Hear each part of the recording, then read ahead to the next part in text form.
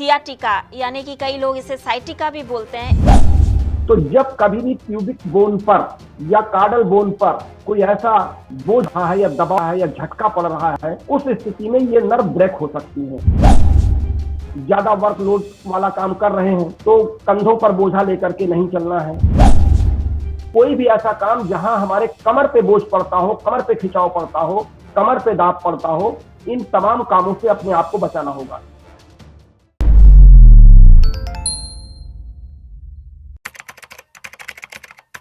नमस्कार, D5 channel Hindi देख रहे दर्शकों का मैं वंदना स्वागत करती हूँ। आज एक बार फिर हमारे साथ मौजूद हैं electro homeopathic expert doctor Anil Shrivastava. Doctor Shrivastava, आपका बहुत बहुत स्वागत है हमारे इस प्रोग्राम में। आपका बहुत बहुत धन्यवाद वंदना जी, बहुत दिन बाद मुलाकात हो रही। चलिए आज फिर बात करते हैं किसी नए टॉपिक पर। जी, आज हम बात करेंगे सियाटिका यानी कि कई लोग इसे साइटिका भी बोलते हैं, इस दर्द के बारे में। तो सबसे पहले ये बताइए कि ये दर्द होता क्या है। वंदना जी देखिए, सियाटिका या कॉमन नाम में जिसको हम साइटिका कहते हैं, दरअसल हमारे हिप पोर्शन पर जो स्पाइनल नर्व से सियाटिका नर्व का डिस्ट्रीब्यूशन होता है, वो हमारे कमर से लेकर के हमारे थाई तक यानी जांघों तक और फिर उसके नीचे वो पतले भागों में डिस्ट्रीब्यूट होता चला जाता है। सियाटिक नर्व एक ऐसी नर्व है जो कमर से लेकर के हमारे पैर के पंजे तक जाती है, लेकिन ऊपर जांघ तक वो चारों ओर से फैलती है और पीछे हमारे जांघ के पिछले भाग में उसका डिस्ट्रीब्यूशन ज्यादा होता है। तो सियाटिका नर्व में होने वाला कोई भी ऑब्स्ट्रक्शन या कोई भी रुकावट अगर इसमें है तो तंत्रिकाओं में जो हमारे संचार हैं आवेग के, सूचनाओं के या उसके उस प्रत्युत्तर लाने के, वो आवेग वहां पर रुक जाता है। अर्थात हम ये कह सकते हैं कि हमारे ईसीएफ में जो कंट्रोलिंग पावर है सियाटिक नर्व की, वो ब्रेक होती है। तो जब वो ब्रेक होती है तो हमारे उस पूरे पोर्शन में एक विशेष प्रकार का अजीब पेन होता है, उलझन होती है, चिलचिलाहट होती है, जिसको रोगी बर्दाश्त नहीं कर पाता और फिर चिकित्सक की शरण में जाता है। इस उलझन या दर्द को या ऑब्स्ट्रक्शन को या सियाटिक नर्व के किसी ब्रेक होने को हम सियाटिका पेन या साइटिका कहते हैं। ये दर्द शुरू कैसे होता है? हाँ, ये सवाल आपका बहुत अच्छा है। देखिए, आमतौर से हमारे सियाटिक नर्व को एक फंक्शन करने की जो प्रोसेस है वो ये है कि क्योंकि हमारे जो कमर की हिप बोन है, उस बोन में जो चौड़ा बोन है जिसे हम प्यूबिक बोन कहते हैं, प्यूबिक बोन के अंदर एक रिक्त स्थान होता है। उस रिक्त स्थान से हमारे जो सियाटिक नर्व है वो अंदर की ओर से घूम करके फिर हमारे जांघों की ओर जाती है। अगर इसका स्ट्रक्चर हमारे सुनने वाले या देखने वाले बुक में देखेंगे, क्योंकि यहाँ पर प्रोजेक्टर सिस्टम नहीं है कि हम आपको उसका स्ट्रक्चर दिखा सकें, तो चूंकि जो स्पाइनल नर्व है जब ऊपर गर्दन से लेकर के नीचे हमारे कमर तक आती है तो रीढ़ की हड्डी के दोनों साइड में उसका लेफ्ट एंड राइट डिवाइडेशन होता है, और वो लेफ्ट साइड की हमारे सारे ऑर्गन्स के में सूचनाओं को लाना ले जाना, उनको कंट्रोल करना, ये लेफ्ट साइड के स्पाइनल नर्व की जिम्मेदारी है और राइट साइड में राइट की है। जब ये नीचे तक जाते हैं तो हमारा जो अंतिम वर्टेब्रल कॉलम होता है जिसको हम कार्डल बोन कहते हैं, कार्डल बोन के ठीक बगल से ये मुड़ करके प्यूबिक बोन के अंदर से निकल करके फिर ये हमारे जांघों की ओर मुड़ती है। तो जब कभी भी प्यूबिक बोन पर या कार्डल बोन पर कोई ऐसा बोझ रहा है या दबाव है या झटका पड़ रहा है, उस स्थिति में ये नर्व ब्रेक हो सकती है। और आमतौर से 60% लोगों को ये देखा गया है कि जब ज्यादातर बैठने वाले, लगातार काम करने वाले 15 घंटे, 16 घंटे, 10 घंटे तक वो चेयर पर बैठे हुए हैं, या साइकिलिंग कर रहे हैं, मोटरसाइकिलिंग कर रहे हैं, या बोझा लाद करके सीढ़ियों पर चढ़ना उतरना, ये ऐसे काम करने वालों लोगों में स्पाइनल नर्व के कार्डल बोन के दब जाने की संभावनाएं ज्यादा होती है। तो जब कार्डल बोन पर प्रेशर पड़ता है या कार्डल बोन के आसपास की मांसपेशियों में वृद्धि हो जाती है, किन्हीं कारणों से कभी कभी ऐसा होता है कि वहां के आसपास की मांसपेशियां बढ़ने लगती हैं, तो वो जाकर के सियाटिक नर्व पर प्रेशर डालती है, दबाव डालती है। तो जब सियाटिक नर्व वहां पे दब जाती है तो दबने पे उसमें जो संचार होना चाहिए आवेग का, वो रुक रुक के चलता है, झटका लेके चलता है। शुरुआती दौर में तो इसके लक्षण ये दिखाई पड़ते हैं कि पहले शून्यता आती है, झुंझुनाहट होती है, और बाद में इतना ब्रेक हो जाता है कि फिर वहां पे तनाव हो जाता है उस नर्व में और उसके आसपास की मांसपेशियां सूखने लगती हैं। तो फिर ये जो तरंगे हैं वो आगे बढ़ने से रुक जाती हैं। इस कारण से ये दर्द होता है। और इस दर्द के होने का कारण ये है कि जब वहां पे तंत्रिकाओं का आवेग रुक जाता है तो उसके आसपास की जो वेन्स हैं जिससे रक्त की सप्लाई होती है उस पर भी प्रेशर पड़ता है, तो वो फिर वहां पे ब्लड का सर्कुलेशन प्रॉपर नहीं हो पाता, जो लौट करके पंजे के अंगूठे से वापस लौटना चाहिए उसमें भी दिक्कत आती है। ऐसी दशा में फिर होता यह है कि दर्द बढ़ता ही चला जाता है और इसी दर्द को से रोगी परेशान रहता है। जी वंदना जी। किन खास लोगों को ये प्रभावित करता है? देखिए इसमें वंदना जी इसमें कोई एज ग्रुप नहीं है। अगर मैं ये कहूं कि इसमें कोई खास एज ग्रुप नहीं है, ये किसी भी ग्रुप में हो सकता है, बच्चों को भी हो सकता है, बड़ों को भी हो सकता है, युवाओं को भी हो सकता है। और होता यह है कि जिसको भी ये काज मिल जाए, जिसको भी मिलने का मतलब कि बच्चे कभी कभी बहुत ज्यादा साइकिलिंग करते हैं, रेसिंग साइकिलिंग करते हैं, हार्ड साइकिल की सीट हार्ड होती है या मोटरसाइकिल की सीट हार्ड होती है, लगातार बहुत ज्यादा रेसिंग वाली स्पीड में गाड़ी चलाते हैं और तमाम गड्ढे आ गए या कहीं नहीं जो के गाड़ी का कूद जाना, अचानक हमारे कमर पर झटका लगना या गर्दन पर झटका लगने के बाद, अब कुछ लोग ये सोचते हैं गर्दन पे झटका लगेगा तो नीचे कमर से उसका क्या संबंध है। दरअसल अगर गर्दन पे आपके झटका लगता है तो वो झटके आवेग के रूप में हमारे कमर तक नीचे सियाटिक नर्व तक जाते हैं, और जब ऊपर झटका लगता है तो वो अगर नीचे हमारी मांसपेशियों में प्रेशर पड़ रहा है, दाब पड़ रहा है, बोझा लेकर के कोई तिरछा चल रहा है, झुक करके चल रहा है, सीढ़ियां चढ़ रहा है, तो फिर वहां पे सियाटिक नर्व के खिंचाव आने के कारण वो दब जाती है।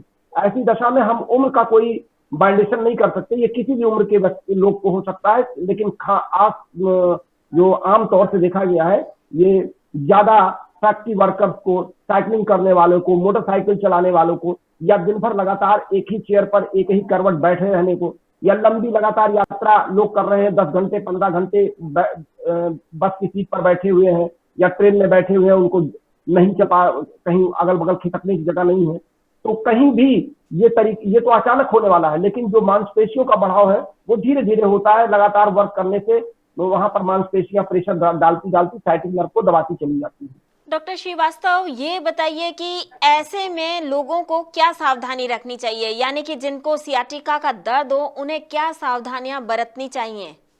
जी वंदना जी, बहुत अच्छा सवाल आपका है। देखिए चूंकि सियाटिक नर्व पर प्रेशर नहीं पड़ना चाहिए इस दर्द से बचने के लिए, तो सबसे पहले तो ये है कि आप, अगर ये आपको लगता है कि आप ज्यादा वर्कलोड वाला काम कर रहे हैं तो कंधों पर बोझा लेकर के नहीं चलना है। साइकिलिंग बहुत कम करनी है। साइकिलिंग करने का मतलब ये कि आपको ऐसे रास्ते अपनाने हैं जहां पर गड्ढे ना हो, बहुत समतल सपाट पर आपको मोटरसाइकिल या स्कूटर या साइकिल चलाना है। ये अक्सर देखा गया है, जो कलकत्ता में जो तांगे चलाते हैं, तांगे वाले, क्योंकि वहां पे तांगे अभी भी चलते हैं और फूट रिक्शे भी चलते हैं, वहां पे लोग जो रिक्शा लेकर के कंधे पर खींच करके चलते हैं, आमतौर से उन लोगों के स्थानों पर इसको ज्यादा देखा गया है। तो हम सुझाव के रूप में ये जरूर बताना चाहेंगे कि कोई भी ऐसा काम जहां हमारे कमर पे बोझ पड़ता हो, कमर पे खिंचाव पड़ता हो, कमर पे दाब पड़ता हो, इन तमाम कामों से अपने आप को बचाना होगा। इस तरह के व्यायाम भी न किए जाए जिससे कमर पर खिंचाव पड़े, क्योंकि आमतौर से आजकल योगा का फैशन चल गया है, मैं उसको फैशन ही कहूंगा, इसलिए कि जो आदमी दिन भर काम धाम करता है, अपने घरेलू कामों में रहता है, उसको योगा की जरूरत नहीं। योगा आलसी लोगों के लिए है, आराम तलब लोगों के लिए है। तो जो लोगों को योगा का शौक चढ़ गया हो कि नहीं हर तरह के योग करने चाहिए, तो उनको भी इस बात का ध्यान रखना है, कमर पे उनके खिंचाव नहीं आना चाहिए, कमर पर लोड नहीं होना चाहिए। बॉडी के वेट को नियंत्रण करना चाहिए, क्योंकि बॉडी का वेट, अगर आपका फैटी बॉडी है और कमर के आसपास की एडिपोज टिश्यू बढ़ रहे हैं, मांसपेशियां बढ़ रही हैं, तो स्वाभाविक है कि वो जाकर के आपके स्पाइनल नर्व को भी दबाएंगे, और स्पाइनल नर्व अगर वहां दबती जाएगी तो आपका जो कॉर्डल बोन है वो तिरछा भी हो सकता है, आपके प्यूबिक बोन का जो घेरा है जहां से सियाटिक नर्व निकलती है वहां पे भी प्रेशर पड़ सकता है। तो बॉडी वेट को भी कम करना होगा और अपने दैनिक दिनचर्या को नियमित रखना जरूरी है। आप कोई ऐसा काम ना करें जहां पे ज्यादा आपको बोझा उठाना पड़े, बोझे से उठाने से बचना होगा आपको। जी, क्या इलेक्ट्रो होम्योपैथिक में इसका कोई इलाज है? जी, आपने बहुत सही सवाल किया, क्योंकि इलेक्ट्रो होम्योपैथी किसी रोग की का इलाज नहीं करता है। मैंने अपने कई एपिसोड में आपके दर्शकों से शेयर किया है इस बात को। हम सिस्टम को कवर करते हैं।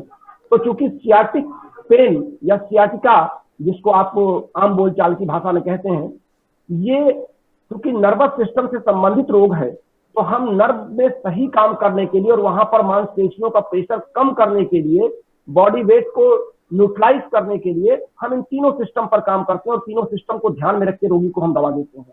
हमारे यहाँ नर्व की जो दवा सिलेक्ट की जाती है वो एफ ग्रुप की, जेन ग्रुप की और सी ग्रुप की सिलेक्ट की जाती है। साथ में हम इलेक्ट्रिसिटी वाई और डब्ल्यू का प्रयोग करते हैं।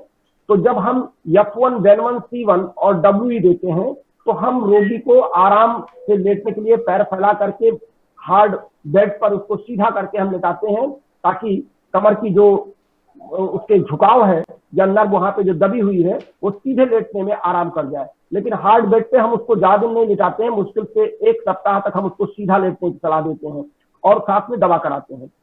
और जो तंत्रिकाएं हैं जहां पे उसको प्रेशर ज्यादा पड़ रहा है, हम कमर के भाग में ऊपर से एक स्पंज कराते हैं। स्पंज का मतलब हम कॉटन में भिगो करके F1, वेन1 और C1 और WE को कॉटन में भिगो करके पूरे कमर के पार्ट में, आमतौर से अगर दाहिने साइड में पेन हो रहा तो दाहिने साइड में, बाएं हो रहा तो बाएं साइड में, दोनों साइड में रेयर केस में देखा गया है। आमतौर से एक ही साइड में साइटिका का पेन देखा जाता है जिस तरफ की नर्व दबती है। अगर दोनों साइड पर उसके लक्षण आए हैं, झटके लगे हैं, विशेष करके मेरे पास एक रोगी, मैं उदाहरण दूं कि सिवान बिहार का एक रोगी था। कई डॉक्टरों से इलाज कराने के बाद मुझको कहीं से उसको मेरा संपर्क हुआ और मेरे पास आया, तो मैंने उसके पहला सवाल किया कि आप मोटरसाइकिल कितने घंटे चलाते हैं। तो उसने कहा सर ये क्या सवाल है, ये तो आज तक किसी ने पूछा नहीं। मैंने कहा मुझे आप यही बताएं कि आप मोटरसाइकिल कितने घंटे चलाते हैं। तो उसने कहा सर सुबह से लेकर के लगभग 8 घंटे तो मैं करता ही हूँ, क्योंकि मेरा काम है डिलीवरी करना, तो मैं मोटरसाइकिल से मेरा काम होता है। तो मैंने कहा बस आपके रोग का कारण यही है कि आपके दोनों साइड इफेक्टेड होंगे। तो उसने कहा जी मेरे दोनों साइड इफेक्टेड है। तो कभी कभी ऐसा होता है कि रोगी अपनी बात को पूरी बता भी नहीं पाता। अगर आपका अनुभव ज्यादा है तो आप रोगी की हर शिकायत को मद्देनजर रखते हुए अपने हिसाब से दवा चेक करते हैं। तो हम क्या करते हैं कि दोनों साइड में बैक पे, हिप पर हम ये कॉटन रखवाते हैं, कम से कम 20-20 मिनट तक दवा डाल करके पानी में, और उसके बाद उसको कॉटन भिगो करके रखवाते हैं, जिससे वहां पे तंत्रिकाओं का जो आवेग रुका हुआ है, वो आवेग की जो शून्यता है हम उसको पॉजिटिव में लाने का प्रयास करते हैं। और जैसे वो पॉजिटिव होता है तैसे हमारा संचार चालू हो जाता है, और अंदर से जो हम दवा खाने की देते हैं वो दवा जाकर के अंदर मांसपेशियों को न्यूट्रलाइज करती है। तो फिर हम साइटिका के रोगी पर अपने पेन को कवर कर ले जाते हैं। जी डॉक्टर श्रीवास्तव, आप हमसे जुड़े, आपका बहुत बहुत धन्यवाद। आपने बहुत ही अच्छी जानकारी दी हमें। जी आपका भी बहुत बहुत धन्यवाद। और आपके सभी दर्शकों को मैं चलते चलाते अपना फोन नंबर बता दूं, क्योंकि आपके चैनल पर कई साथी मुझसे पूछते हैं। तो मेरा फोन कॉल नंबर और वीडियो कॉल नंबर है 9793252355। आप इस नंबर पे हमें वीडियो कॉल भी कर सकते हैं, अपने रोगियों की सलाह भी ले सकते हैं और हमसे बात भी कर सकते हैं। बहुत बहुत धन्यवाद वंदना जी आपका। अगले एपिसोड में आपसे फिर मुलाकात होगी, तब तक के लिए नमस्कार।